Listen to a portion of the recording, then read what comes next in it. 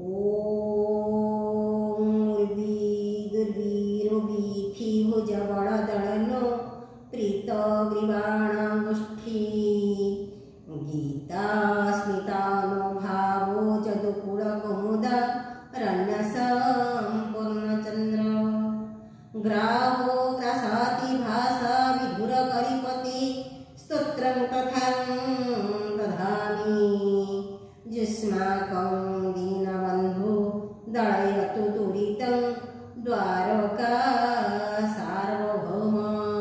ओम गुरु गोविंदाय नमः। आज जगन्नाथ दास श्रीमद्भागवत केमिति कहउछन्ति जे प्रकृत भगवान किए से कोठी अछन्ति। ओम शून्य शून्यं महाशून्यं शून्यं मध्ये निरंजन निरंजन मध्ये ज्योति सज्योति भगवानाय।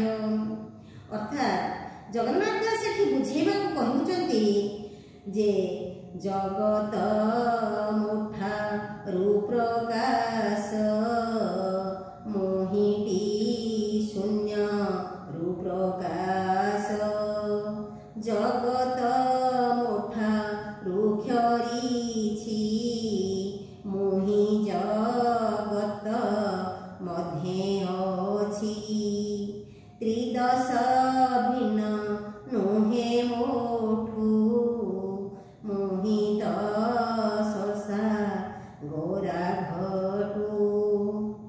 अर्थात भगवान कहउछन्ति ईश्वर कौनसी निर्दिष्ट जगार सीमाबद्ध नुहंती। ईश्वर विभिन्न निराकार साकार रूप धारण करछन्ति केवल भक्त मन को तांको प्रति आकृष्ट करिबा पाई।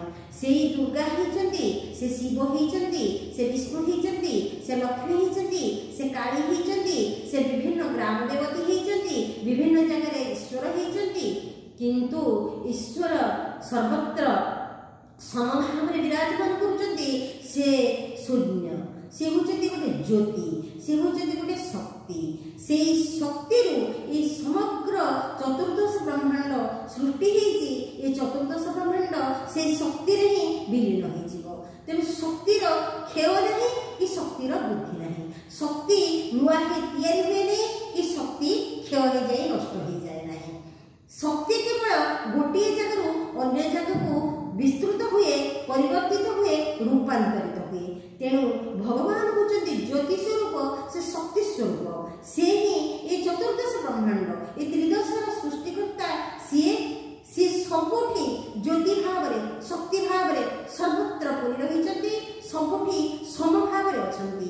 तेणु से शक्ति को आमे दर्शन करने को हेले, से ज्योति को आमे जानिबा को हेले केवल एई सब माध्यम देकरी आमे तांकर विराट शरीर को विराट कल्पना को आमे कल्पना करूचे।